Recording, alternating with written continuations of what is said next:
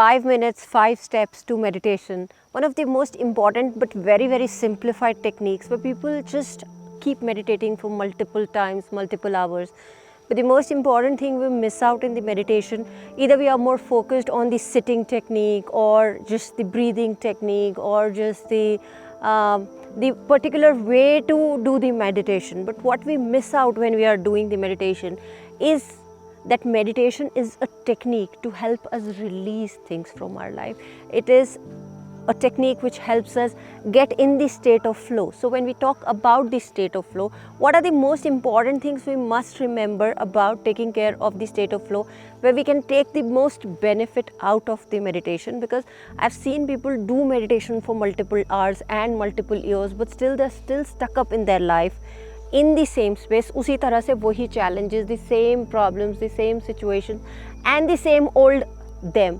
So the first and the most important point one must remember while meditating is that focusing on your thoughts. Very, very important. But generally people ask me this question, okay, if I think then I'm not meditating. But the question is, your monkey mind is constantly talking. It is not letting you go into the meditative state, because you have to understand the first and the most important thing about the mind is it's like a child. Till the time you do not give the answers, it will keep honking you in your mind. So it's very important to address the question of the mind. So whatever thoughts come to you, address them. The second most important thing about the meditation is that we hold, as human beings, we hold people in our heart. So what is the, or who is the person, or what is the conversation which you're holding in your heart? First, release that. That is the second point, the release of that particular human or the feeling. The third and the most important step is forgiving people in your life. Whoever you hold or whatever grudge you hold against those people, because you are not releasing that. If you're not releasing that, if you're not forgiving people, you're still holding on to that. So release that.